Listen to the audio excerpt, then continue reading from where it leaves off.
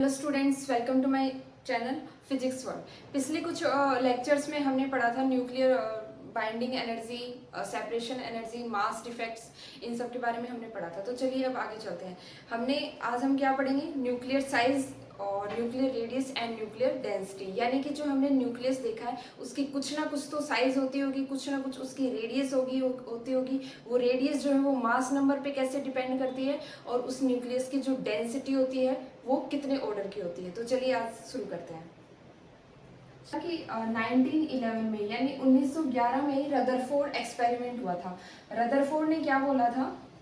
Rutherford scattering experiment हुआ था। Rutherford ने क्या बोला था कि एक जो एटम है ना, मान लो ये एटम है, तो इस एटम के अंदर उसकी छोटी साइज का एक न्यूक्लियस प्रेजेंट होगा। ठीक है, जिस न्यूक्लियस में क्या होंगे, उस एटम का सारा जो मास है वो उसके न्यूक्लियस के अंदर सेंटर्ड होगा। यानी रदरफोर्ड स्कैटरिंग एक्सपेरिमेंट ने क्या बोला कि एक एटम होगा, एटम के अंदर उसकी छोटी साइज का क्या होगा, न्यूक्लियस प्रेजेंट होगा, और उस न्यूक्लियस के अंदर उस जो एटम का है उसका सारा मास इसके सेंटर के अंदर सेंटर्ड होगा। ठीक है, जिसको क्या बोला उसने? न्यूक्लियस। ठीक है, अब उसने क्या अज्यूम किया रदरफोर्ड ने कि ये जो न्यूक्लियस है इसको स्फेरिकली शेप्ड अज्यूम किया, कि यानी कि ये जो है न्यूक्लियस, इस एटम का जो न्यूक्लियस है वो स्फेरिकल इन शेप होता है। ठीक है, स्फेरिकली शेप्ड मान के उसने क्या किया, रेडियस को कैलकुलेट किया। तो चलिए देखते हैं स्फेरिकल शेप्ड इसको अज्यूम करने के बाद हम देखते हैं कि अब हम ये निकालना चाह रहे हैं कि जो स्फेरिकली शेप्ड न्यूक्लियस है ये कितना बड़ा है साइज में, यानी कि इसकी साइज कितनी है। तो इसकी साइज का पता लगाने के लिए हम इसकी क्या निकालेंगे?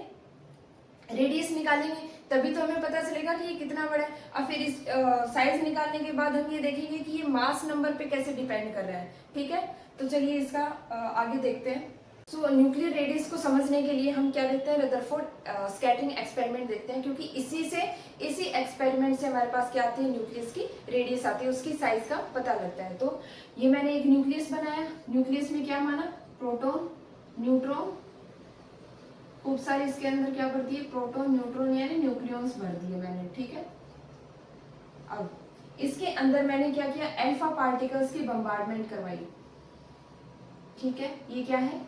Alpha particle. तो अल्फा पार्टिकल्स की बम्बार्डमेंट करवाई, तो कुछ पार्टिकल्स हमने क्या ऑब्जर्व किया, कुछ पार्टिकल्स जो है कुछ एंगल पे डेविएट हो रहे हैं, यानी अपने पाथ से ये क्या हो रहे हैं? डेविएट हो रहे हैं, कुछ एंगल पे डेविएट हो रहे हैं। फिर देखा ये इधर डेविएट हो गया। फिर कुछ अल्फा पार्टिकल ऐसे थे जो क्या है, थीटा इक्वल्स टू कुछ अल्फा पार्टिकल ऐसे थे जो 90 डिग्री से ज्यादा एंगल पे डेविएट हो रहे हैं। ठीक है, ये यहाँ पे आए और इसके जस्ट न्यूक्लियस के थोड़ा सा पास में आते ही क्या हो गए? इधर डेविएट हो गए, यानी थीटा ग्रेटर देन 90 डिग्री पे ये क्या हो गए? डेविएट हो गए। अब इनमें से कुछ 1-2% अल्फा पार्टिकल्स ऐसे थे जो थीटा इक्वल्स टू 180 डिग्री पे वापस क्या हो गए? ये डेविएट हो गए, यानी जिस पाथ से ये आ रहे थे, यानी कि जब इनकी बम्बार्डमेंट करवाई तो कुछ अल्फा पार्टिकल जिस पाथ से आ रहे थे उसके थोड़ा सा दूर आगे चलते ही वापस से क्या है? आ गए। ठीक है, ये यहाँ पे ट्रेवल करते हैं, न्यूक्लियस के पास पहुंचते ही क्या करें? अपने पाथ से वापस लौट के आ गए। तो इससे हमने एक चीज ऑब्जर्व करी, यहां से हमने ये देखा, ये न्यूक्लियस का मान लो सेंटर मान लिया, तो हमने क्या ऑब्जर्व किया कि इनमें से कोई भी ऐसा पार्टिकल नहीं है जो इसके न्यूक्लियस के अंदर चला जाए, यानी इस न्यूक्लियस को स्ट्राइक करके अंदर चला जाए, इसके सेंटर तक पहुंच जाए। तो हमने ये देख लिया कि कोई भी अल्फा पार्टिकल ऐसा नहीं है जो इस न्यूक्लियस के सेंटर तक पहुंच पाए। ये वाले तो क्या हो गए? थीटा ग्रेटर देन 90 डिग्री पे डेविएट हो गए, ये क्या हो गए? कुछ एंगल्स पे डेविएट हो गए, और ये क्या है? थीटा इक्वल्स टू 180 डिग्री पे जिस पाथ से आया था उसी पाथ से वापस लौट गया। कोई भी ऐसा पार्टिकल नहीं था जो ये इस सेंटर के अंदर पहुंच पाए। तो इससे एक अजीब सी चीज हमें देखने को मिली, वो क्या थी कि कोई भी ऐसा पार्टिकल नहीं था जो यहाँ पे न्यूक्लियस के अंदर चला जाए, यानी इस सेंटर तक पहुंच जाए। तो ये जो alpha particle theta equals to 180 degree पे जो आया है, वापस डेविएट हो रहा है, तो ये क्या है? कुछ डिस्टेंस के, यानी न्यूक्लियस की सरफेस तक, ये क्या है? न्यूक्लियस की सरफेस है। इस न्यूक्लियस की सरफेस को ये टच करके, अंदर नहीं घुसा, ये टच करके वापस लौट रहा है। तो यानी कुछ तो इसको ऐसा रोक रहा होगा जो इसको रिफ्लेक्ट बैक कर रहा है, मतलब कोई चीज तो अंदर से लग रही होगी ना, कोई फोर्स तो ऐसा लग रहा होगा जो इसको रिपेल कर रहा है, ठीक है, वापस से इसको लौटने पे क्या कर रहा है, मजबूर कर रहा है, यानी धक्का दे रहा है अंदर से कि नहीं अब आपको अलाउड नहीं है अंदर आना। तो ये क्या है, वो क्या लग रहा है, strong repulsive electrostatic Columbian force. वो कैसे लग रहा है, क्यों लग रहा है, क्योंकि अल्फा पार्टिकल हम जानते हैं, अल्फा पार्टिकल पे क्या होता है, पॉजिटिव चार्ज, और इस न्यूक्लियस पे भी पॉजिटिव चार्ज है। न्यूक्लियस पे पॉजिटिव चार्ज कैसे माना है मैंने, क्योंकि न्यूक्लियस के अंदर क्या है, प्रोटॉन्स एंड न्यूट्रॉन्स। प्रोटॉन्स पे तो ऑलरेडी पॉजिटिव चार्ज है, और इसके अंदर जो न्यूट्रॉन्स है वो तो न्यूट्रल है, मतलब चार्जलेस है। तो हमने क्या ओवरऑल देखा कि इस न्यूक्लियस पे ओवरऑल चार्ज कितना है, किसका इफेक्ट ज्यादा है, प्रोटॉन्स का। तो इसलिए हमने क्या बोला, प्रोटॉन्स पे पॉजिटिव चार्ज है और अल्फा पार्टिकल पे भी पॉजिटिव चार्ज है। तो जैसे ही ये अल्फा पार्टिकल इससे स्ट्राइक करेगा इसकी न्यूक्लियस की सरफेस से, ये क्या करेगा, अंदर से एक स्ट्रॉन्ग रिपल्सिव फोर्स इसको देगा और धक्का मारेगा, और अल्फा पार्टिकल्स को थीटा इक्वल्स टू 180 डिग्री पे लौटने पे क्या कर देगा, ये मजबूर कर देगा। इसीलिए ये जो पार्टिकल है अल्फा पार्टिकल, ये थीटा इक्वल्स टू 180 डिग्री पे वापस लौट जा रहा है, ठीक है। अब ये कुछ मिनिमम डिस्टेंस पे तो, कुछ मिनिमम डिस्टेंस तक ही तो आ रहा है, फिर वापस हो रहा है। तो वो मिनिमम डिस्टेंस इस सेंटर से हमने क्या ले ली, आर एज्यूम कर ली, यानी कि वो मिनिमम डिस्टेंस जहां तक ये न्यूक्लियस की सरफेस से पहुंच पा रहा है, सेंटर से लेके न्यूक्लियस की सरफेस तक, इस डिस्टेंस को हमने क्या मान लिया, आर मान लिया। यानी कि इस डिस्टेंस तक ये ट्रेवल कर रहा है, उसके बाद में ये लौट रहा है। तो कुछ मिनिमम डिस्टेंस है, ठीक है, उस डिस्टेंस को हमने क्या मान लिया, आर मान लिया। इसको हमने क्या बोला, डिस्टेंस ऑफ क्लोजेस्ट अप्रोच, यानी कि कुछ डिस्टेंस तक ही ये क्या आ पा रहा है, उसके बाद में क्या हो जाता है, अपने पास डेविएट हो जाता है और ये न्यूक्लियस की सरफेस तक ही पहुंच पाता है, इसके अंदर नहीं आ पाता। तो सेंटर से लेके वो डिस्टेंस जहां तक ये पहुंच पा रहा है और फिर उसके बाद वापस लौट जा रहा है, उसको हम क्या बोल रहे हैं, डिस्टेंस ऑफ क्लोजेस्ट अप्रोच, और उसको हमने क्या बोला, आर माना, ठीक है। इसी आर से हम न्यूक्लियस की जो रेडियस है वो डिसाइड करेंगे, ठीक है, और ये मास नंबर पे कैसे डिपेंड कर रही है वो देखेंगे। अब जो ये इसको रेडियस को हमने क्या बोला, ये कितने साइज की होती है, आर इक्वल्स टू फेंटोमीटर में होती है इसकी रेडियस, ठीक है। न्यूक्लियस की जो रेडियस है वो किसमें होती है, फेंटोमीटर। 1 फेंटोमीटर की तरह कितना होता है, 10⁻⁻15 मीटर, यानी इस ऑर्डर की ये क्या होती है, रेडियस होती है, डिस्टेंस होती है। तो अब प्रोटॉन्स के किसी भी न्यूक्लियस के अंदर जो प्रोटॉन्स एंड न्यूट्रॉन्स का जो डिस्ट्रीब्यूशन होता है वो क्या होता है, यूनिफॉर्मली होता है। यानी इस न्यूक्लियस के अंदर जो प्रोटॉन्स एंड न्यूट्रॉन्स है वो क्या होते हैं, यूनिफॉर्मली डिस्ट्रीब्यूटेड होते हैं। तो क्या हम ये बोल सकते हैं इसके अंदर इसका जो मास है वो भी यूनिफॉर्मली डिस्ट्रीब्यूटेड होता है। मास कैसे, मास के अंदर क्या होता है, प्रोटॉन्स प्लस न्यूट्रॉन्स का सम, ठीक है। जब प्रोटॉन एंड न्यूट्रॉन किसी न्यूक्लियस के अंदर यूनिफॉर्मली डिस्ट्रीब्यूटेड है तो हम ये बोल सकते हैं, हम ये अज्यूम कर सकते हैं कि जो मास नंबर है इसका, जो मास है वो भी यूनिफॉर्मली डिस्ट्रीब्यूटेड होगा, यानी कि पर यूनिट वॉल्यूम में, ठीक है, यानी पर यूनिट वॉल्यूम में इसका जो मास है वो कांस्टेंट होगा। कांस्टेंट क्यों होगा, क्योंकि यूनिफॉर्मली डिस्ट्रीब्यूटेड है, यानी हर जगह ये कांस्टेंट होगा। यहाँ पे भी इसका ये यूनिफॉर्मली डिस्ट्रीब्यूटेड होगा पर यूनिट वॉल्यूम, इतने से वॉल्यूम में भी वही डिस्ट्रीब्यूशन होगा जो कि इतने से वॉल्यूम में होगा। यही तो बोल रहे हैं कि पर यूनिट वॉल्यूम में जो मास डिस्ट्रीब्यूशन है वो क्या है, कांस्टेंट होगा। तो इसका मास जो है वो मैं क्या लिख दे रही हूँ, कैपिटल एम, ठीक है। तो मास पर यूनिट वॉल्यूम, मास पर यूनिट वॉल्यूम यानी मास डिस्ट्रीब्यूटेड पर यूनिट वॉल्यूम, वो क्या है, कांस्टेंट बोल दिया, यानी यूनिफॉर्मली डिस्ट्रीब्यूटेड, यूनिफॉर्मली डिस्ट्रीब्यूटेड।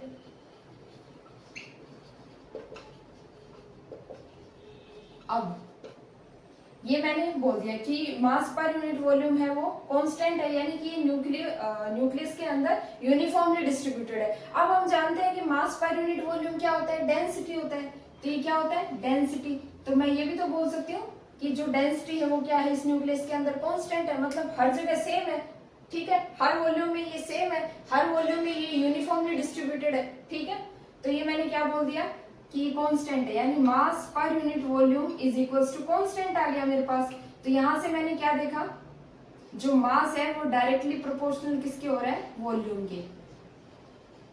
एक मेरे पास ये रिलेशन आ गया, यहां से मैंने ये रिलेशन निकाल दिया कि जो मास है वो डायरेक्टली प्रोपोर्शनल है वॉल्यूम के।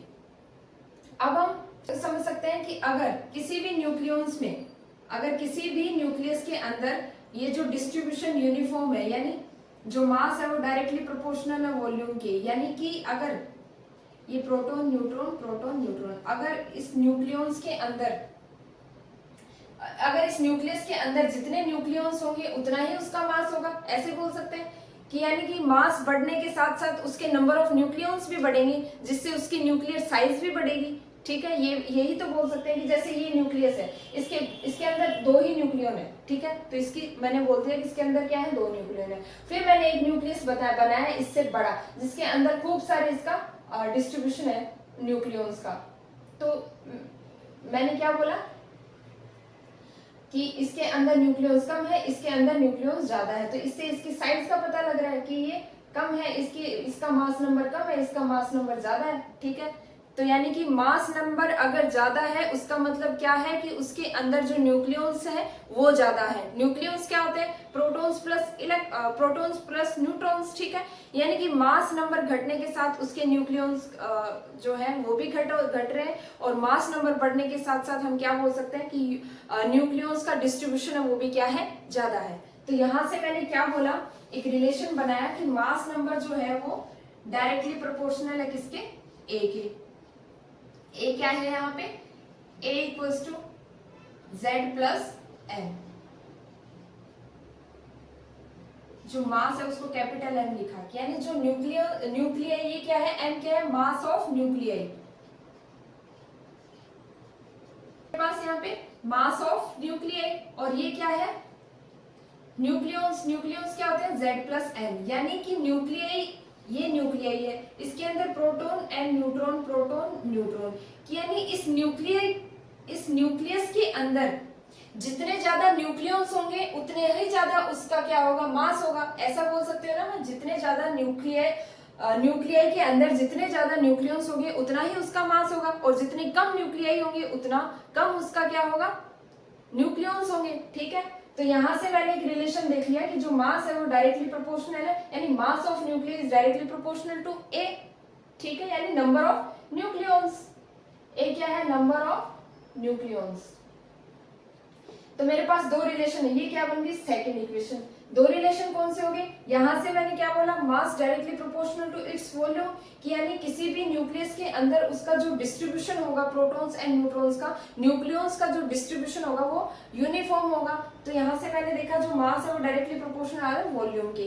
फिर मैंने सेकंड इक्वेशन देखी कि जो किसी भी न्यूक्लियाई के अंदर जो न्यूक्लियस अगर ज्यादा होंगे तो उसका मास नंबर ज्यादा होगा, उसकी साइज ज्यादा होगा, वो न्यूक्लियस क्या होगा, वो ज्यादा बड़ा होगा। अगर उसके अंदर न्यूक्लियस की संख्या कम है तो उसका जो साइज क्या होगा, वो छोटा होगा। तो यहाँ से मैंने एक रिलेशन निकाल दिया, जो मास है वो डायरेक्टली प्रोपोर्शनल हो नंबर ऑफ न्यूक्लियस। ठीक है, इसको क्या बोल दिया मैंने, सेकंड इक्वेशन।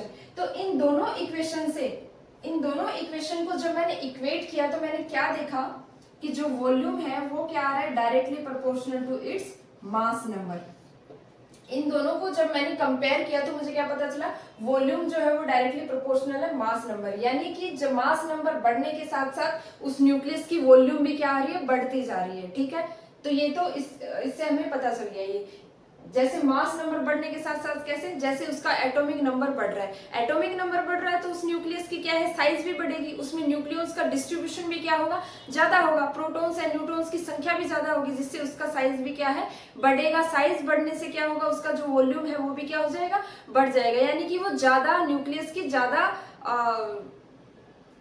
स्पेस को, ज्यादा वॉल्यूम को ऑक्यूपाई कर पाएंगे। तो इसलिए मैंने यहाँ से क्या बोल दिया, वॉल्यूम जो है वो डायरेक्टली प्रोपोर्शनल है ए नंबर। अब हम जानते हैं कि ये इसको हमने क्या अज्यूम किया था, स्फेरिकली शेप्ड अज्यूम किया था। यहाँ से हमने क्या देखा था, न्यूक्लियस जो है वो स्फेरिकल शेप्ड होता है, तो स्फेयर की वॉल्यूम हमने इसमें स्फेरिकल डिस्ट्रीब्यूशन अज्यूम कर लिया हमने इसका। तो स्फेयर का हमने देखा कि वॉल्यूम है वो कितना होता है, 4/3 pi r cube, 4/3 pi r cube. R जो है वो इसकी क्या है, स्फेयर की रेडियस अज्यूम कर ली हमने। ठीक है, तो वो डायरेक्टली प्रोपोर्शनल है ए के। अब यहां से आर क्यूब डायरेक्टली प्रोपोर्शनल किसके हो जाएगा, 3a/4 पाई की। अब देखो ये जो आर है ये डायरेक्टली प्रोपोर्शनल हो जाएगा 3/4 पाई की पावर 1/3 ए की पावर 1/3। यहां से ये देख लिया। अब ये जो है ये टर्म क्या है, सॉरी ये पाई है यहाँ पे। अब ये वाली जो टर्म है ये क्या है, कांस्टेंट है, ठीक है। अब हम ऐसे देखते हैं कि जब कांस्टेंट हटता है तो क्या होता है, प्रोपोर्शनलिटी का साइन आता है। तो इसको हमने, ये तो कांस्टेंट है इसको छोड़ो आप, ठीक है, इससे तो वैसे भी कोई लेना देना नहीं है, हमें तो डिपेंडेंसी देखनी है ना मास नंबर के साथ, यानी कि रेडियस मास नंबर के साथ कैसे वेरी हो रहा है। तो इस टर्म को, ये जो है ये कांस्टेंट है, इसको छोड़ देंगे। तो प्रोपोर्शनलिटी कांस्टेंट हटाने के बाद में हमने क्या लिया, प्रोपोर्शनलिटी जो साइन हटाने के बाद एक कांस्टेंट आया जिसको हमने क्या बोला, रेडियस की फॉर्म में r0 बोला। तो ये a की पावर 1/3, ठीक है। ये क्या है, इसकी रेडियस डिटरमाइन करने का फॉर्मूला है। यानी कि इस फॉर्मूले से हम क्या देख सकते हैं कि जो न्यूक्लियस है वो उसके मास नंबर पे कैसे डिपेंड कर रहा है। यानी मास नंबर बढ़ने के साथ साथ अगर यहाँ पे एटॉमिक नंबर मान लो बढ़ा दे, मास नंबर उसका बढ़ा दिया हमने, तो मास नंबर बढ़ाने के साथ साथ उसकी रेडियस भी बढ़ेगी। यही चीज यहाँ पे क्या कर रहा है, शो कर रहा है, ठीक है। जैसे मास नंबर मैंने ले लिया, एक तो ये ले लिया, मान लो मास नंबर ले लिया मैंने 14, a इक्वल्स टू मैंने 14 ले लिया, इसका न्यूक्लियस बना दिया। एक मैंने ले लिया a इक्वल्स टू 256, तो इसका बहुत बड़ा बनेगा, ठीक है, न्यूक्लियस। तो मैं क्या देख रही हूँ, इसकी रेडियस कम है, इसकी रेडियस ज्यादा है इससे। तो यानी कि जो मास नंबर बढ़ने के साथ साथ उसकी रेडियस भी क्या हो रही है, बढ़ रही है। वो कितने में बढ़ रही है, 1 की पावर सॉरी a की पावर 1/3 से वेरी कर रही है। तो ये मेरा रिलेशन किसका आ गया, रेडियस का। r equals to r0 a की पावर 1/3। यहाँ पे जो r0 है इसकी क्या वैल्यू रहती है, 1.2 फर्मी से 1.5 फर्मी के बीच में क्या करती है, वेरी करती है। ये जो r0 है ये क्या वेरी करती है, 1.2 फर्मी से 1.5 फर्मी के बीच में ये क्या करती है, r0 की वैल्यू वेरी करती है। तो ये जो है वो मोस्ट इंपॉर्टेंट रिलेशन है किसी भी न्यूक्लियस की, उसकी रेडियस पता करने के लिए, उसकी साइज पता करने के लिए कि वो अपने मास नंबर के साथ में किस टाइप से वेरी करती है। ये जो हमने सारा कुछ देखा है इस एक्सपेरिमेंट से, ये हमने इस न्यूक्लियस को स्फेरिकली शेप्ड मान के किया है, यानी हमने अज्यूम किया है कि ये जो न्यूक्लियस है वो स्फेरिकल है। अगर इसको स्फेरिकल ना माने तो कुछ एक्सपेरिमेंट्स ऐसे भी हुए हैं जो जिनसे पता चला है कि न्यूक्लियस के भैया कुछ न्यूक्लियाई में इसका जो न्यूक्लियस है वो स्फेरिकल ना होके डेविएट भी होता है, इलेप्टिकल भी बन जाता है, प्रोलेट ओवलेट शेप भी बन जाती है। तो वो कैसे एज्यूम करते हैं, तो कुछ टाइम बाद में क्या हुआ, रदरफोर्ड और उसके साथियों ने क्या किया, इस अल्फा पार्टिकल की जगह उन्होंने क्या किया, अल्फा पार्टिकल की जगह इलेक्ट्रॉन्स की बम्बार्डमेंट करवा दी, ठीक है। इलेक्ट्रॉन्स की बम्बार्डमेंट करवाने के बाद उन्होंने कुछ चीजें ऑब्जर्व की। वो क्या थी, क्या ऑब्जर्व किया कि कुछ ऐसे न्यूक्लियाइज हैं जिनके लिए ये जो न्यूक्लियस है वो स्फेरिकल ना होके कुछ डेविएट हो रहा है, ठीक है। उनमें जो डिस्ट्रीब्यूशन है वो सिमेट्रिकल नहीं है, ठीक है। तो कुछ न्यूक्लियाई की जो इलिप्टिकल हो रहा है शेप, कुछ का क्या हो रहा है, प्रोलेट हो रहा है, कुछ का ओबलेट हो रहा है, ठीक है, ऐसा ऐसा कुछ शेप बन रहा है। तो वो सब हम किससे डिटरमाइन करेंगे, इसकी इलेक्ट्रिक क्वाड्रोपोल मूवमेंट निकाल के। यानी कि इलेक्ट्रिक क्वाड्रोपोल मूवमेंट से हमें क्या पता चलेगा, इस न्यूक्लियस की शेप कैसी होगी। कुछ न्यूक्लियस के लिए क्या होगी, स्फेरिकल होगी, कुछ के लिए क्या होगी, प्रोलेट होगी, या किसी के लिए ओबलेट होगी। ये तो हम किससे निकालेंगे, इलेक्ट्रिक क्वाड्रोपोल मूवमेंट से। तो आज के लेक्चर में हमने क्या देखा, न्यूक्लियर साइज के बारे में देखा, न्यूक्लियर रेडियस के बारे में देखा, और इसकी रेडियस मास नंबर पे कैसे डिपेंड करती है वो देखा।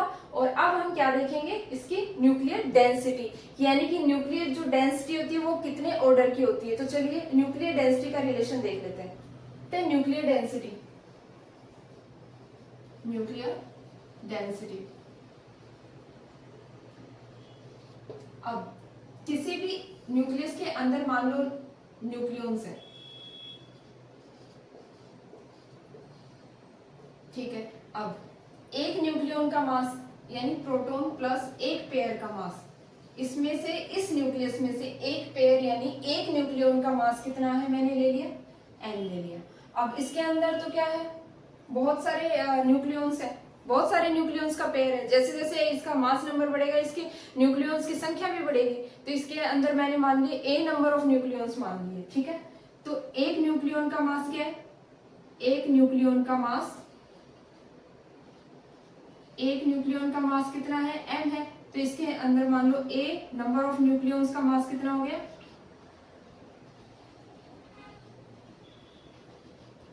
m ही एज्यूम कर लिया, ठीक है। अब डेंसिटी कैसे निकलती है,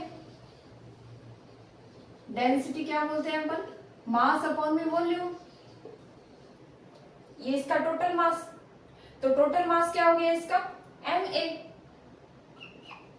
यानी कि एक न्यूक्लियन का मास अगर m है तो इस न्यूक्लियस के अंदर n नंबर ऑफ न्यूक्लियंस है, यानी a नंबर ऑफ न्यूक्लियंस है, तो a नंबर ऑफ न्यूक्लियंस का टोटल मास कितना हो जाएगा, ma। तो हम डेंसिटी निकाल रहे हैं ना, तो डेंसिटी इक्वल्स टू क्या होता है, मास अपॉन वॉल्यूम। तो मास क्या है, ये टोटल मास, तो यानी ma, और इसका वॉल्यूम कितना है 4/3 पाई आर क्यूब। ये 4/3 पाई आर क्यूब क्यों लिखा है, क्योंकि मैंने इसको क्या माना है, इस न्यूक्लियस को स्फेरिकली शेप्ड माना है, ठीक है। तो इसके लिए मैंने इसकी वॉल्यूम लिखी 4/3 पाई आर क्यूब। अब हम जानते हैं कि जो आर है वो अभी अभी हमने एक रिलेशन निकाला है, आर इक्वल्स टू क्या होता है, आर नोट ए की पावर 1/3, तो ये इसमें पुट करो, तो एन ए इक्वल्स टू क्या आ गया 4/3 पाई आर नोट की क्यूब ए की पावर 1/3 की होल क्यूब। अब देखो यहां से d equals to M A, अब ये 3 तो ऊपर चला जाएगा ना, तो 3ma अपॉन में 4 पाई आर नोट क्यूब, ये क्या बन गया a, ठीक है। पावर कैंसिल हो गई ना 1/3 से 3 से, तो ये a बन गया। अब ये a ऊपर भी है नीचे भी है, तो ये दोनों को क्या कर दो, कैंसिल कर दो, तो डेंसिटी क्या आ गई 3m अपॉन में 4 पाई आर नॉट क्यूब। अब हम इससे एक इंपॉर्टेंट रिलेशन देख रहे हैं कि जो डेंसिटी है वो इसके मास नंबर पे डिपेंड नहीं कर रही है, ठीक है। तो जो इसका मास नंबर से इसका कोई भी रिलेशन नहीं है, तो ये सारी जो है वो कांस्टेंट क्वांटिटी है। कांस्टेंट क्वांटिटी इसका मतलब डेंसिटी क्या है, कांस्टेंट है, तभी तो हमने बोला कि मास पर यूनिट वॉल्यूम जो है वो कांस्टेंट है। स्टार्टिंग में बोल दिया था ना कि डेंसिटी इसकी कांस्टेंट है, तो इस रिलेशन से इसकी क्या आ गई, डेंसिटी भी कांस्टेंट आ गई। ये एक मैथमेटिकली हमने प्रूव भी कर दिया कि यानी जो प्रोटॉन्स, हमने स्टार्टिंग में बोला था कि किसी एक न्यूक्लियस के अंदर जो प्रोटॉन्स एंड न्यूट्रॉन्स का जो डिस्ट्रीब्यूशन होता है वो क्या होता है, यूनिफॉर्मली डिस्ट्रीब्यूटेड होते हैं, यानी मास पर यूनिट वॉल्यूम में जो उसका नंबर ऑफ न्यूट्रॉन्स इन मास पर यूनिट वॉल्यूम वो क्या है, न्यूट्रॉन्स एंड प्रोटॉन मास पर यूनिट वॉल्यूम में क्या है, सिमेट्रिकली डिस्ट्रीब्यूटेड होते हैं। तो यानी इस वॉल्यूम, इतने से वॉल्यूम में भी इतने ही होंगे, इस वॉल्यूम में भी सेम होंगे, यानी कांस्टेंट रहता है। डेंसिटी इसकी थ्रू आउट द न्यूक्लियस क्या है, कांस्टेंट है। इस रिलेशन से हमने ये प्रूव भी कर दिया, यानी मास नंबर से इसका कोई भी रिलेशन नहीं है। तो अब देखा मास इक्वल्स टू, हमने अगर वैल्यू पुट करी 1.6 इंटू 10⁻⁻27 kg, ठीक है। अब ये क्या है 4 पाई आर नोट कितना है 1.2 फर्मी की पावर 3। यहां से हम देखेंगे तो जो डेंसिटी है वो क्या आ जाएगी, ऑलमोस्ट 10⁻17 kg पर मीटर क्यूब। ये फर्मी कितना, किस लेवल का होता है, fermi equals to 10⁻15 metre order का होता है। तो यहां से ये kg है, ये इसमें मीटर क्यूब में है, तो कितना आ गया हमारे पास डेंसिटी 10⁻17 kg पर मीटर क्यूब। और ये पूरे न्यूक्लियस में क्या है, कांस्टेंट रहेगा। डेंसिटी जो है ऑलवेज रिमेन्स कांस्टेंट। कांस्टेंट क्यों रहेगी, मैंने आपको बता दिया, क्योंकि हमने क्या बोला था कि किसी भी न्यूक्लियस के अंदर जो प्रोटॉन्स एंड न्यूट्रॉन्स का जो डिस्ट्रीब्यूशन है, न्यूक्लियस का जो डिस्ट्रीब्यूशन है वो क्या रहता है, कांस्टेंट रहता है, ठीक है। जिससे हमने क्या बोला था, इसका जो मास डिस्ट्रीब्यूशन है वो भी क्या है, कांस्टेंट है, और मास पर यूनिट वॉल्यूम में इसका जो डिस्ट्रीब्यूशन है वो भी क्या रहता है, कांस्टेंट रहता है। इसकी वजह से क्या आ गई, डेंसिटी भी हमारी कांस्टेंट आ गई, यानी कि मास के ऊपर इसकी कोई भी डिपेंडेंसी नहीं है, और जो कि किस ऑर्डर की होती है, 10⁻17 kg पर मीटर के ऑर्डर की, पर मीटर क्यूब के ऑर्डर की होती है। ये जो है डेंसिटी, ये बहुत इंपॉर्टेंट है, ये स्टेट लेवल एग्जाम्स में एज इट इज पूछा जाता है। यहाँ पे आपको ऑप्शंस चेंज करके दे देता है कि यहाँ पे 10⁻18 कर देगा, 20 कर देगा। अगर हमें पता ही नहीं होगा तो हम क्या वो गलत टिक करके आ जाएंगे। तो आज से आपको ध्यान रखना है जो डेंसिटी है वो क्या है, 10⁻17 kg पर मीटर क्यूब। अगर आपको ये सब कॉन्सेप्ट पूरा याद भी नहीं है तो आप डेंसिटी कैसे निकाल सकते हो, डेंसिटी आप डायरेक्टली वैसे मन में सोच के भी निकाल सकते हो कि डेंसिटी इक्वल्स टू होता है मास अपॉन वॉल्यूम, ठीक है। तो यहाँ से मास, एक न्यूक्लियन का मास अगर स्मॉल m ले लिया तो a नंबर ऑफ न्यूक्लियंस का मास आपने क्या ले लिया, ma। तो यहाँ पे डिवाइड बाय वॉल्यूम, वॉल्यूम आपको ध्यान ऐसे रहेगा कि 4/3 पाई आर क्यूब होता है, क्योंकि स्फेरिकल हमने माना है। तो आर क्यूब यहाँ से ए से ए कैंसिल हो जाएगा, ये जो है ये पूरा कांस्टेंट क्वांटिटी है। ये जो मास है न्यूक्लियन का मास वो कितना होता है 1.66 इंटू 10⁻27। आपको पावर्स को क्या करना है, सारा ऐड और सब्ट्रैक्ट करके देखना है कि वो किस पे डिपेंड कर रही है। तो यहाँ से देखने के बाद हमारे हम आइडिया लगा सकते हैं कि इतनी ऑर्डर की क्या होती है, इसकी डेंसिटी होती है। तो चलिए आज के लेक्चर में हमने क्या देख लिया, nuclear size, nuclear radius and nuclear density. I hope आपको मेरा वीडियो अच्छा लगा होगा। तो मिलते हैं कल एक नए लेक्चर के साथ, तब तक के लिए बाय।